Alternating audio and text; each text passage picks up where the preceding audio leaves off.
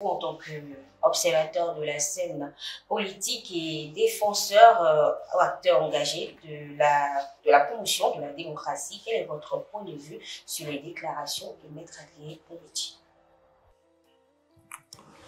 Mais comme vous le savez, Adrien Ombidji, c'est mon frère, mon aîné. Nous sommes des amis en plus. Et je trouve que ceux qui dénoncent aujourd'hui son attitude ne sont pas bien placés pour le faire. Ils ne sont pas bien placés. Bien placés pour le faire. Parce que Maître Adrien, c'est quelqu'un de très intelligent, de très brillant en plus, qui sait très bien ce qu'il fait. Les improvisations sont rares. Et quand il dit quelque chose, il sait ce qu'il dit. Et moi qui vous le dis, si vous avez suivi l'actualité politique de notre pays il y a quelques années, j'étais pas très heureux qu'il ait pu soutenir certaines choses connaissant. Nous avons travaillé ensemble. Surtout au moment où il était en exil, moi aussi à la Banque africaine. On a travaillé ensemble à Abidjan. Donc on se connaît très bien. On est des amis, on est des frères. J'étais pas très heureux qu'il ait soutenu certaines initiatives. Mais peut-être que dans sa position, il ne pouvait faire que ce qu'il a eu à faire à cette époque. Et je pense que s'il a choisi le moment du redressement, le moment qu'il a choisi, je ne peux pas penser que c'est une mauvaise chose parce que nous sommes nombreux dans ce pays, y compris ceux qui dirigent. Je n'exclus personne. Tous pensent que ce que Adrien Ombidji a dit va dans le bon sens et il faut le dire clairement. Et quand je dis tout le monde, y compris ceux qui nous dirigent, parce que ne pensez pas que ceux qui nous dirigent peuvent penser autrement que ce qu'a dit le président Ombidji. C'est dans le bon sens, tout le monde le sait, que le devoir ou les obligations du moment obligent certains à continuer peut-être à se taire ou à dire autre chose. Ne pensez pas que ce que Maître a dit n'est pas frappé au point du bon sens. Tous ceux qui pensent à notre pays, tous ceux qui pensent au bien du pays, tous ceux qui veulent d'un Bénin pacifique, développé, dans le cadre de notre conférence nationale, ne peuvent qu'approuver ce qu'a dit le président Adrien. Mais pourquoi maintenant? Pourquoi ce retour brusque et soudain d'opinion politique? Vous savez, quelqu'un a dit, c'était Houphouët, je crois, le président Houphouët, seuls les imbéciles ne changent pas. Il n'est jamais tard de bien faire. Et que ce soit que certains considèrent que hier il aurait soutenu certaines choses qu'aujourd'hui il tente de corriger. Même les politiciens les plus avisés, comme Houphouët, au soir de leur vie, ils ont corrigé certaines de leurs erreurs. Ils ont dénoncé, ils ont dit que c'était des fautes. Ils ont corrigé. Oui. Adrien Ombidji, aujourd'hui, se ressaisissent et mettent du bon sens dans notre politique nationale. C'est une chose que moi, Sadikou, comme il m'appelle souvent, je ne peux qu'approuver. C'est une très bonne chose. Il faut le faire. Mieux vaut tard que jamais. Mieux vaut tard que jamais, mais que répondez-vous à ceux qui estiment, par exemple, que Maître Adrien Ombidji, très généralement, est un politique opportuniste qui, parfois, est très versatile sur le plan des engagements et opinions politiques, par exemple. Certains parlent de Amancé. Je ne vous... Amancé, c'est quoi? Je sais pas, à moi de vous dire d'où provient cette fable. Amancé, c'est quoi? Je ne sais rien. Moi, En toute sincérité, honnêteté, c'est-à-dire quoi, Yaya Olaou? Adrien, c'est mon frère. Oui. Et la politique n'est pas une ligne droite.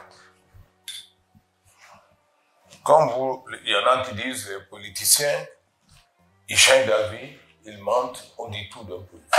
Moi, je ne suis pas politicien. Je suis de la société civile. Quand un politicien retrouve le droit chemin, je le sais.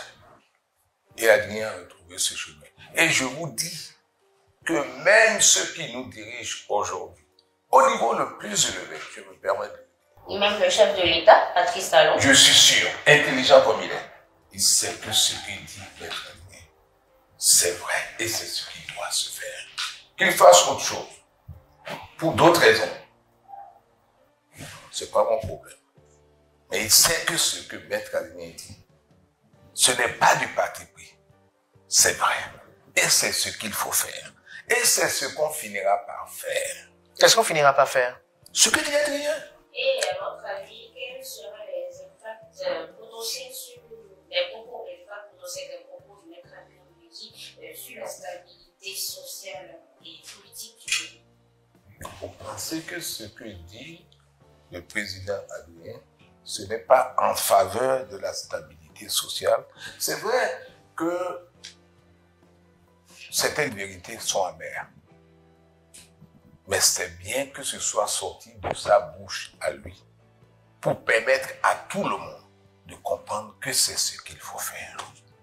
Et c'est le mieux placé pour le dire. Vous avez entendu l'UPR le critiquer? Le mieux placé, pourquoi pas Bruno Amoussou par exemple?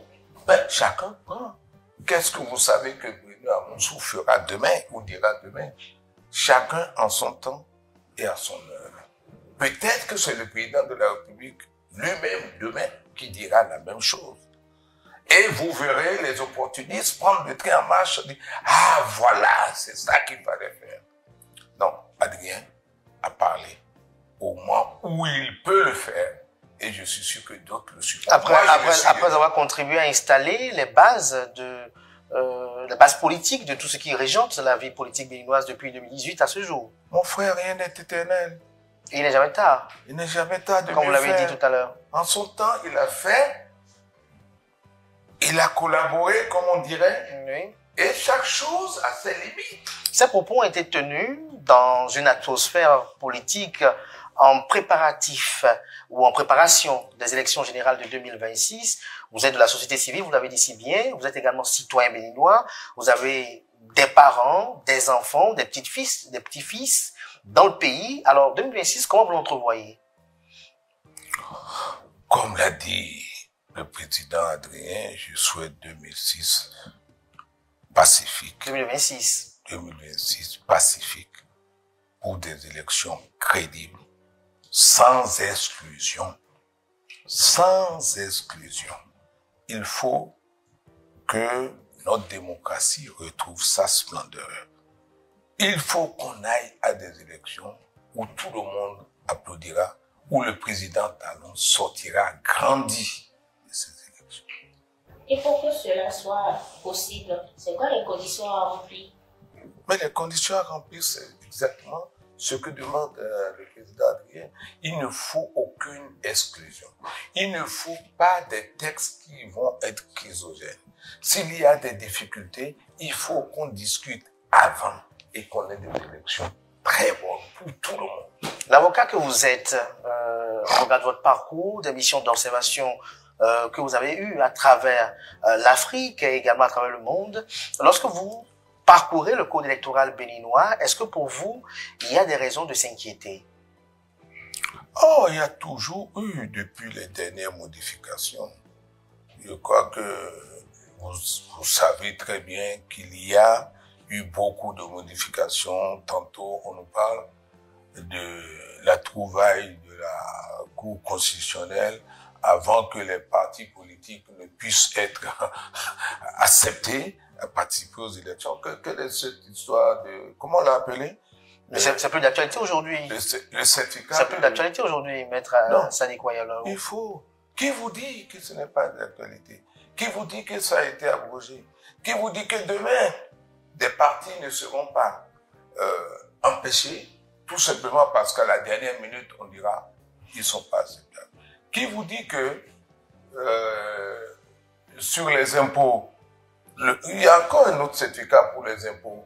Il faut qu'on trouve que vous n'avez pas d'arriéré d'impôts, dont on ne trouve jamais la taxe. Depuis que certains ont été rejetés, on les a rien réclamé. Qui vous dit que ça ne reviendra pas? Il faut que tous ces éléments chrysogènes disparaissent. Mais est-ce que ces éléments institués ou instaurés dans les textes de loi qui régentent un peu la compétition électorale ne sont pas fondés? Est-ce que le fait d'instituer le quitus fiscal, est-ce une mauvaise chose pour vous qui êtes acteur de la société civile? Est-ce une mauvaise chose de réclamer aux dirigeants qui aspirent à diriger le pays de pouvoir être en règle vis-à-vis du fisc? Est-ce une mauvaise chose? Vous parlez de théorie, vous parlez de pratiques réelles.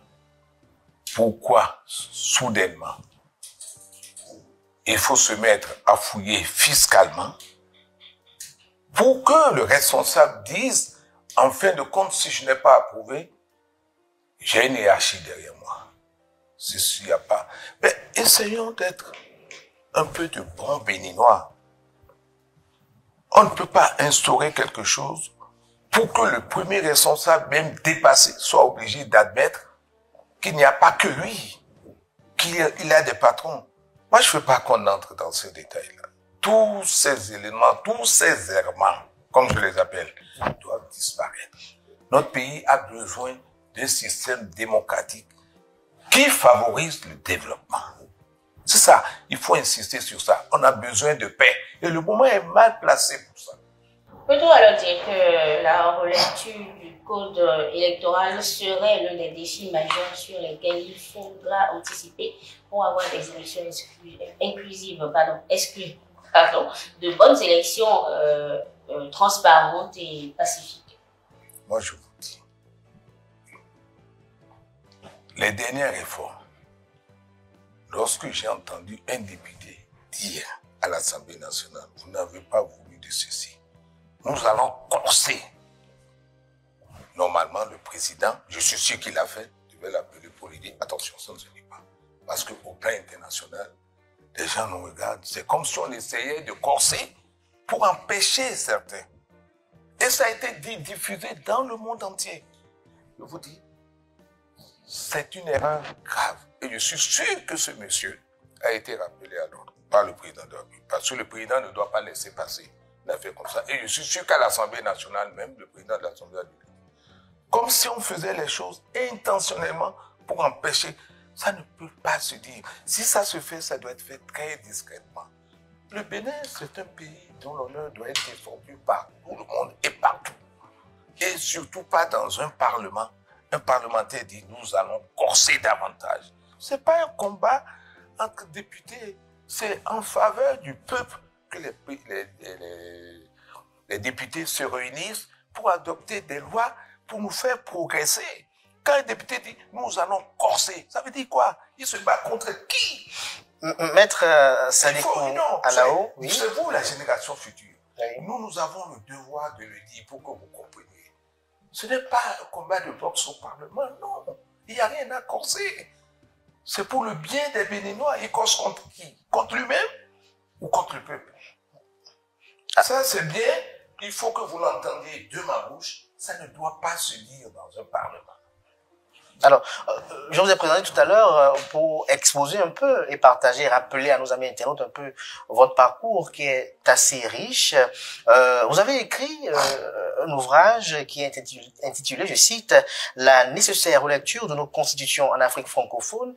Cela sous-estime ou sous-tend que vous avez quand même effectué un diagnostic. Est-ce que le diagnostic que vous avez effectué en 2013 n'est pas partagé par certains acteurs politiques qui estiment que la classe politique est infectée, la classe politique elle n'est pas au service du développement et qu'il faille faire des réformes pour qu'elle soit plus productive, si on peut le dire ainsi?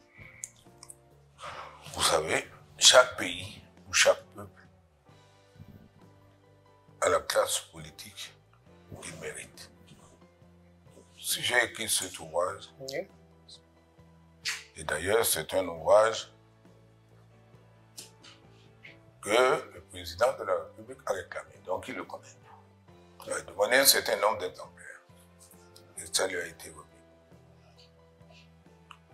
À l'époque, le diagnostic était le suivant. Il y a trop de partis politiques et des partis politiques pour permettre à des individus de remplir leur ventre.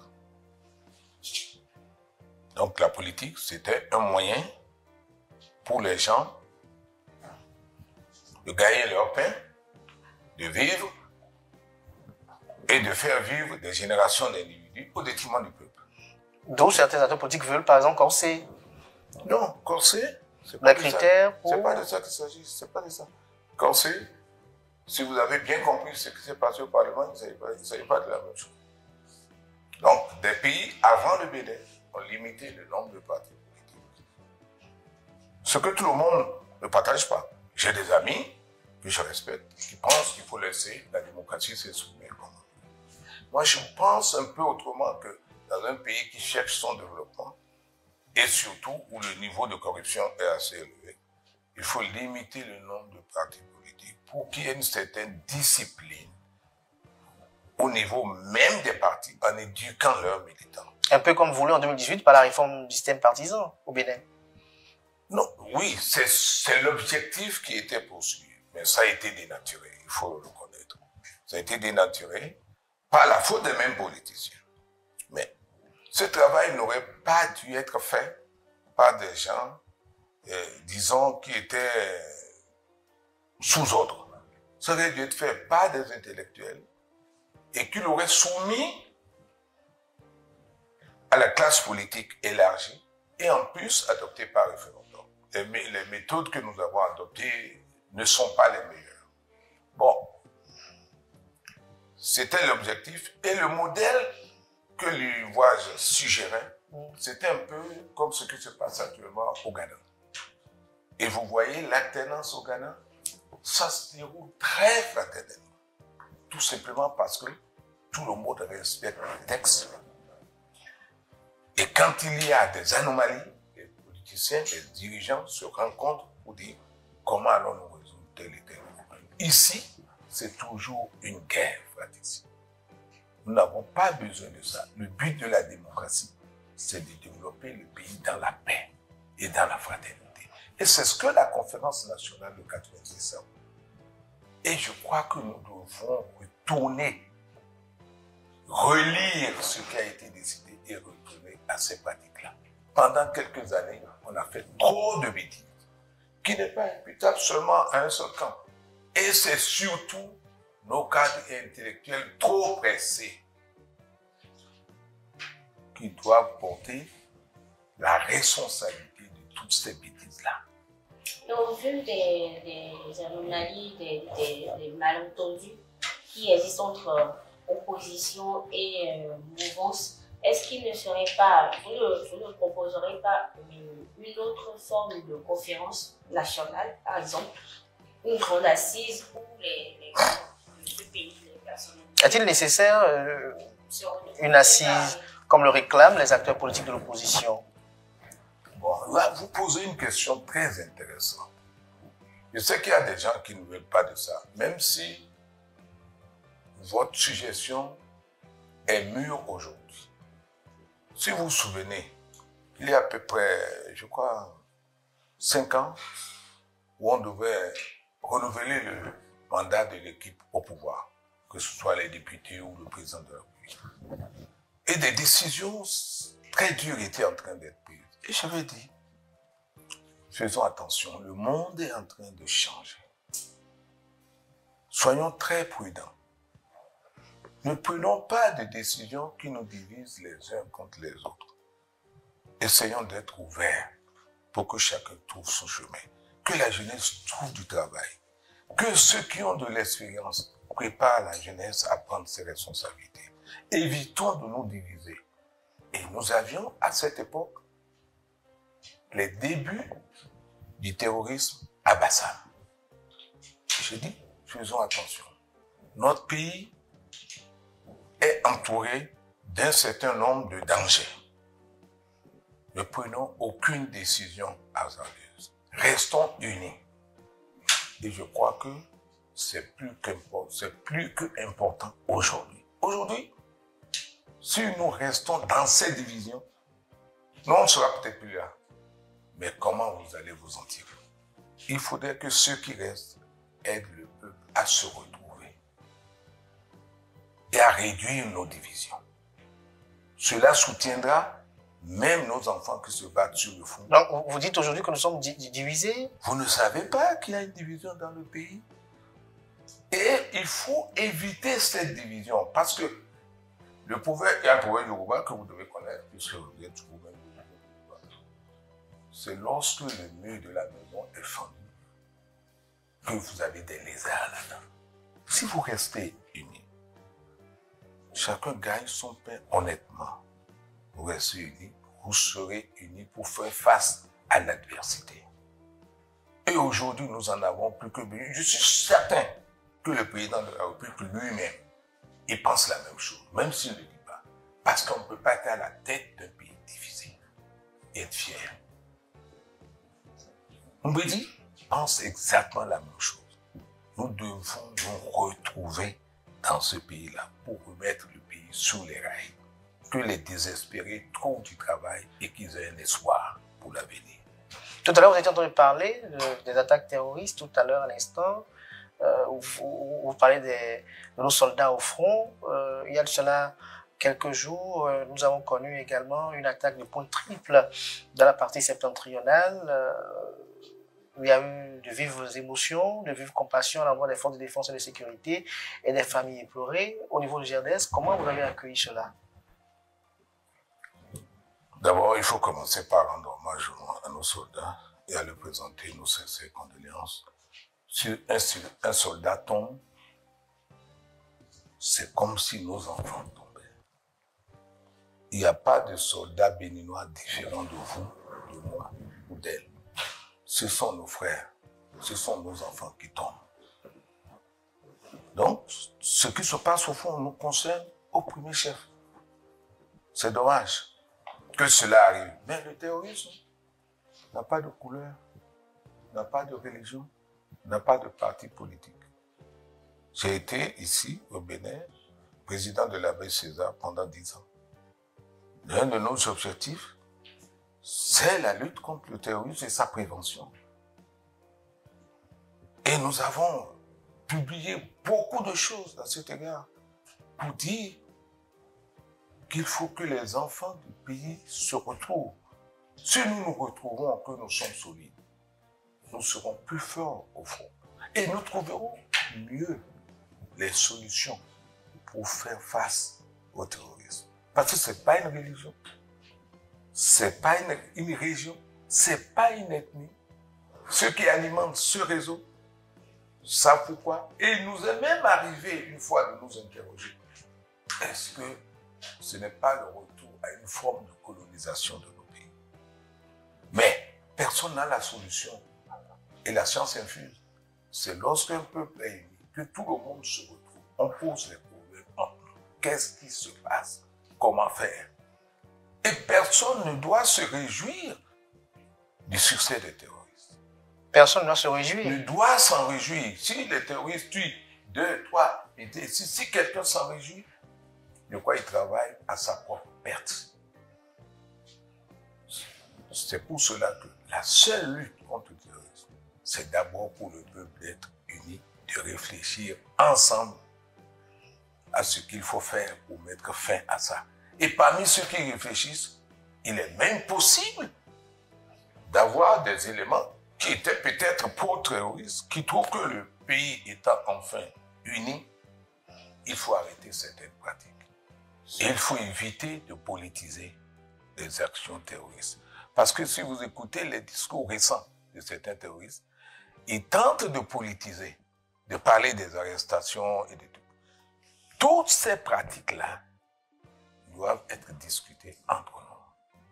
Justement, suite à l'annonce du décès de ces soldats-là, récemment tués par les terroristes et tout, il y a eu plusieurs réactions du côté des acteurs politiques béninois, même des institutions, des ambassades représentant leurs différents pays ici et tout.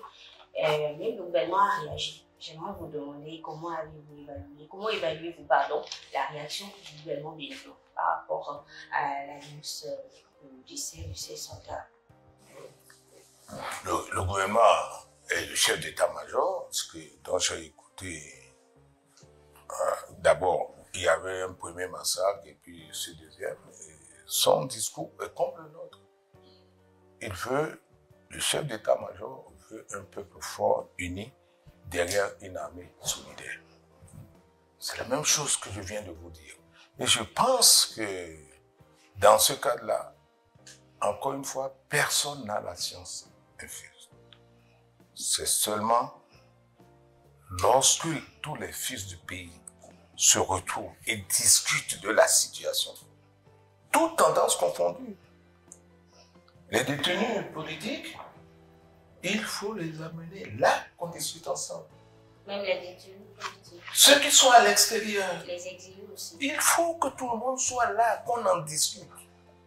Parce qu'on ne sait pas d'où ça vient et qui est responsable de quoi. Si quelqu'un le savait, on n'aurait pas de terroristes. Et ça ne fait que grandir. Donc nous avons besoin d'une solution.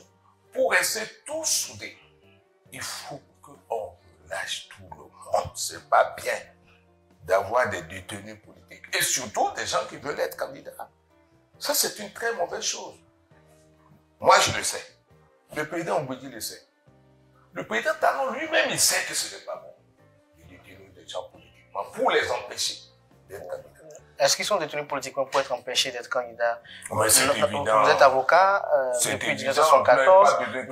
Notre justice... Ça, tout le monde le sait. Que c'est des alors, maître Sadiko, alors vous le dites si bien, mais l'attaque du point triple nous interroge sur la coopération militaire qui doit être de mise en de telles situations entre le Bénin, le Niger et le Burkina Faso. Aujourd'hui, on sent que les relations diplomatiques entre le Bénin et le Niger, le Bénin et le Burkina Faso ne sont pas des plus agréables. Que préconisez-vous au niveau du GRDC à cet effet? Vous avez suivi, nous avions fait en son temps avec vous ce qu'il fallait faire pour que les relations entre le Niger et le Bénin se normalisent. Et nos anciens chefs d'État sont même allés à Niamey dans la foulée. Et les choses vont un peu mieux. C'est notre gouvernement qui doit faire le reste des efforts. Nous ne sommes pas en responsabilité. Il y a un gouvernement, il y a un chef de l'État, il y a un parlement. Tout le monde doit jouer le jeu pour faire en sorte que les relations avec le Niger redeviennent normales, y compris même avec le Burkina Faso et le Mali. C'est ensemble et avec notre peuple uni, et j'insiste là-dessus. Ce n'est pas seulement le fait qu'on ait un accord avec les autres, c'est notre peuple uni, solidaire. Nos amis aussi feront le même effort. C'est ainsi qu'on trouvera une solution. Est-ce qu'on ne voit pas parfois que les dirigeants font preuve d'hypocrisie, et je dirais même de méchanceté, lorsque l'on constate que les peuples du Bénin et du Niger, les peuples du Bénin et du Burkina Faso n'ont aucun problème entre eux, mais pour les problèmes d'ego entre les dirigeants, les peuples, les populations en souffrent? Ça, il y a des études qui ont révélé ça. C'est difficile de faire... On a comme l'impression, on a le ressentiment que on maintient une situation ainsi pour dire c'est parce que lui il était au pouvoir que c'était comme ceci, c'est à cause de lui que ça a été comme ceci, alors qu'en réalité peut-être les raisons et fondements sont tout autres ailleurs. Moi je vous ai dit que le terrorisme n'a ni religion, ni gouvernement, ni idéologie. Il y a des intérêts qui sont en cause, il faut les localiser et les... Il ne faut pas spéculer, il faut résoudre. Chacun doit résoudre d'abord ses problèmes internes. Nous, notre problème interne, notre peuple a besoin d'être uni et pacifiquement prêt à se battre pour le développement. Une fois que nos voisins auront constaté que nous sommes un peuple uni, que nous n'avons pas de détenus politiques, que nos exilés sont payés, que notre démocratie fonctionne, que tout le monde y adhère, lorsqu'on demandera au Niger, au Burkina, on leur dira, nous avons besoin de vous rencontrer pour discuter. Le respect sera là. Personne n'osera contester une telle demande. Mais si les gens savent que nous sommes divisés, si même des terroristes se permettent de dire qu'on emprisonne leurs gars à tort et à travers, vous pensez qu'avec cette division interne, nous avons un discours audible du côté du Niger ou du Burkina Faso, pour que notre discours soit audible, accepté. Il faut que nous-mêmes, nous fassions le premier pas à l'interne. Retrouvons-nous unis et solidaires. Et c'est facile à faire. Il suffit que le président Talon, qui devrait le souhaiter lui-même, rende cela officiel. Il ne sert à rien de remplir les prisons. Maître Sadikou Ayolao, nous sommes pratiquement vers la fin de cet entretien que vous avez voulu très très bref, malgré mon insistance. J'ai quand même deux petites questions. La première, c'est de savoir, nous sommes à moins d'un an des élections générales de 2026. Quel est votre regard sur l'animation de la classe politique en préparation de ces élections-là? Est-ce que pour vous, à moins d'un an, le fait qu'on ne connaisse pas encore de candidat à l'élection présidentielle, est-ce une chose normale? Est-ce que pour vous, ce que l'on observe de l'animation de la vie politique des partis politiques aujourd'hui actuellement régulièrement constitués, est-ce que cela paraît agréable? C'est ce que vous disiez, il faut détendre cette atmosphère-là. Et celui qui a le détendeur en main, c'est le président de la République. Il faut qu'il détende, qu'il... Lorsque ce que vous affirmez à l'instant, si cela s'avérait être fondé, que ce serait le président de la République qui a vicié l'atmosphère... Non, je dis celui qui a le détendeur en main. Qui a le détendeur en main? C'est le président de la République. C'est lui la clé. La clé, le détendeur, c'est une fois que il y a des propos que si... Mais est-ce que les actions, les réformes qu'a engagées Patrice Talon n'étaient pas fondées? Est-ce que laissez tomber, il ne faut pas me faire juger, me rendre juge des réformes du président Talon. Quand vous parlez du passé, moi je parle du futur. Je dis pour le futur immédiat qui nous concerne, l'atmosphère doit être détendue. Vous l'avez dit à maintes reprises au cours de cette Et celui qui peut détendre cette atmosphère-là, c'est Patrice Talon. c'est le président. Il y a un seul discours qu'il prononce. Le lendemain, vous allez voir, tout le monde sera relax. Il sait ce qu'il a à faire. Il sait ce qu'il doit dire pour détendre cette atmosphère. L'opposition ne peut pas le faire à sa place. Le seul qui peut détendre, quand l'opposition vous dit, nous voulons tenir une réunion à droite, on nous harcèle. On veut faire à gauche, on nous harcèle. Vous pensez que ça détend l'atmosphère, ça? Celui qui peut détendre un seul discours, il le fait tout de suite. Alors vous verrez. Les gens seront en liesse, y compris dans les rues. Je vous le dis. S'il le fait, quels que soient les péchés qui... De toute façon, Patrice Talon a promis être porté en triomphe à la fin de son mandat. Et s'il y croit, il doit le faire rapidement. Parce que tous les jours qui passent ne sont pas en sa faveur. Parce que si tu as 100 jours et que ça se rétrécit, 90, 80, 70, il faut vite saisir l'opportunité de rendre ton peuple heureux. Et je lui demande de le faire très rapidement. Il y a l'institution de Bretton Woods qui disent que les Béninois sont heureux et qu'il y a des performances. Je ne m'occupe pas de ce que disent les gens. Vous avez été collaborateur de ces institutions internationales. Donc, desquelles institutions qui disent que les Béninois sont heureux? Donnez-moi. Maître Sadikou Ayolao, j'en finirai pour vous demander, Patrice Talon a géré le Bénin pendant bien 10 ans. Est-ce que tout a été noir? Parce que en filigrane, on peut déduire de vos propos que vous n'êtes pas très approbateur de ce qui a été fait. Mais est-ce que tout a été noir sous Patrice Talon? Je ne veux pas qualifier. Il a fait ce qu'il a pu. Il a cru en la modernité.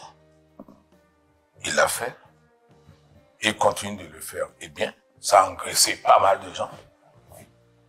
La corruption n'a pas reculé. Il le sait. D'ailleurs, la criette, tous les jours, on condamne.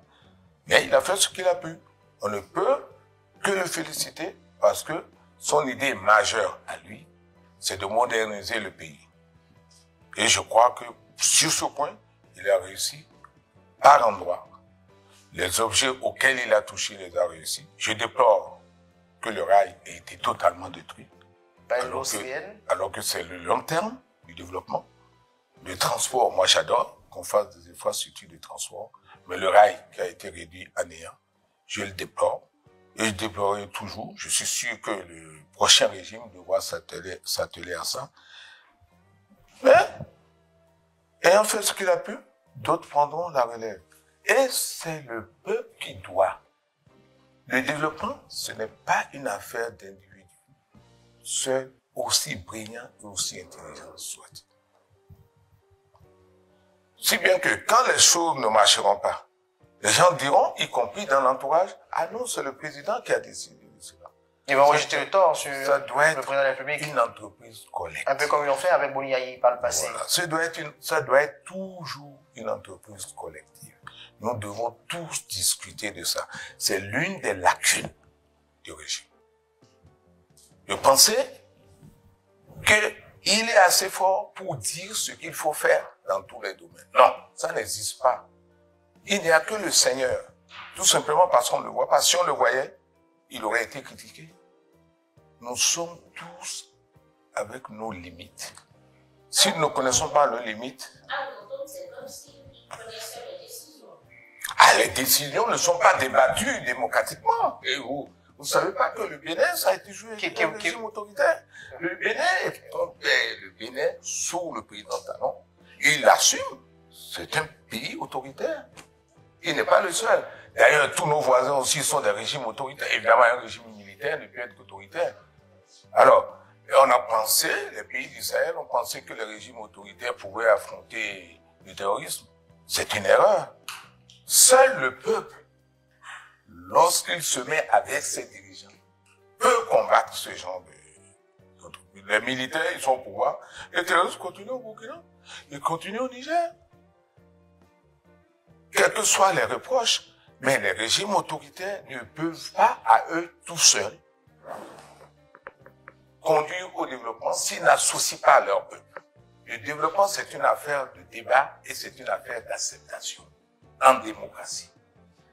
Quel que soit si bon Dieu lui-même venait diriger le Bénin, il aura besoin de l'avis des Béninois pour bien les diriger. Et bon Dieu, c'est le plus intelligent. Merci à vous, Maître Sadékou Ayor Alao, pour ce moment d'échange.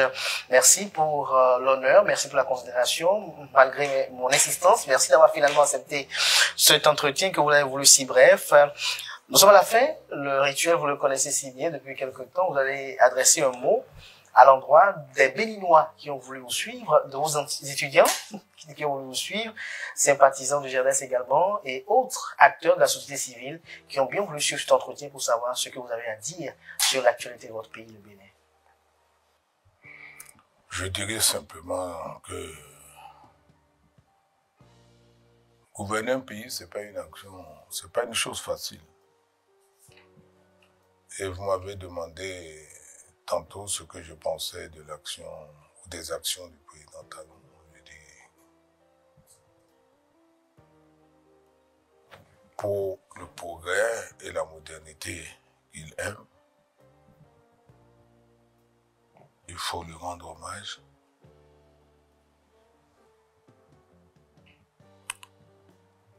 Mais il est nécessaire, après tout ce que nous avons eu comme déboires, nos militaires qui meurent, ceux qui sont morts dans les incidents et autres,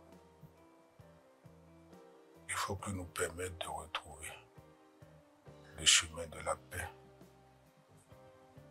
de l'unité nationale et du développement serein. Dans cette cohésion nationale, le terrorisme sera vaincu. Et je demanderai, s'il le faisait, que tous les Béninois le suivent pour que notre développement ne soit pas ralenti. Je souhaite vivement que le Seigneur lui donne cette inspiration et qu'il parte en beauté comme il a souhaité. Et que Dieu nous garde. Amen. Merci à vous, Maître Sadikou Ayo Alao, pour ce moment d'échange. Chers amis internautes, on retiendra de cette interview que Maître Sadikou Ayo Alao, sur son commentaire sur les récentes postures politiques de Maître Adrien Rombédi, il a paré Maître Adrien Rombédi de qualité. Il a fait savoir qu'il est un homme intelligent, brillant et qui sait ce qu'il fait. Pour Maître Sadikou Ayo Alao, Maître Adrien Rombédi improvise rarement. Et donc, il est heureux aujourd'hui que Maître Adrien Rombédi ait pu retrouver le chemin de la raison. Il a argumenté dans ce sens-là. Pour lui, Maître Adrien Rombédi s'est ressaisi car il n'était pas heureux qu'il ait soutenu certaines initiatives. Maître Sadikou Ayo Alao, en le disant, l'a argumenté. Il a fait savoir que la politique n'est pas une ligne droite. Et donc, pour lui, on ne peut pas dire que parce que Maître Adrien Rombédi avait telle posture qu'il doit rester indéfiniment ainsi. Et donc, on peut le comprendre et il a défendu, si on peut le dire ici, à travers son argumentaire.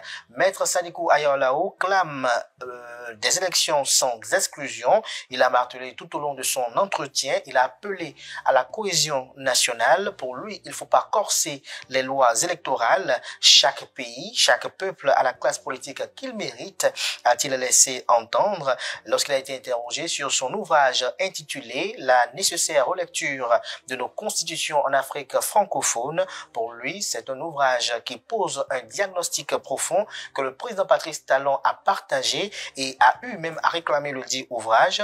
Maître Sadikou Ayo Alao, dans son développement, on peut déduire qu'il partage entièrement le diagnostic qui a été effectué en 2019, qui a conduit à la réforme du système partisan, mais il a fait savoir que pour lui, les procédés ont dénaturé l'idée originelle de réduire le nombre de partis politiques. Interrogé sur la question de terrorisme, lorsqu'il en parlait par ma collègue Billy Gailaibi, il a fait savoir que personne ne doit se réjouir du succès des terroristes à travers leurs attaques et frappes. Il a fait savoir que l'unité nationale est l'arme première contre le terrorisme. Il faut éviter de politiser les actions des terroristes. Il a rappelé que le chef d'état-major général des forces armées béninoises, le général Fructueux Baguidi, veut un peuple uni, solidaire et fort derrière l'armée béninoise. Et donc, il a fait savoir qu'il joint sa voix à celle du chef d'état-major général des forces armées béninoises à l'effet que les Béninois soient tous unis derrière les militaires au front. Le terrorisme n'a ni gouvernement, ni religion, ni idéologie, a laissé entendre à 2 reprises Maître Sadikou Ayo Alao en faisant savoir en fin d'émission que les régimes autoritaires ne peuvent pas tout seuls régler la question du terrorisme. Il a fait pour illustration les pays comme le Burkina Faso et le Niger. Il a argumenté en ce sens-là et en fin d'émission, il a tenu à inviter une fois encore à la cohésion nationale qui est une arme pour lui puissante pour conduire le Bénin indéniablement vers le développement. Il a tenu également à lancer quelques appels à l'endroit du président de la République, Patrice Talon, pour que son départ soit un départ glorieux et élogieux. J'espère que j'ai résumé plus ou moins vos propos. Est-ce que vous n'avez pas parlé de la libération des personnes qui sont détenues politiquement et de ceux qui sont à l'extérieur, qui doivent venir participer au débat national pour que le Bénin soit vraiment uni?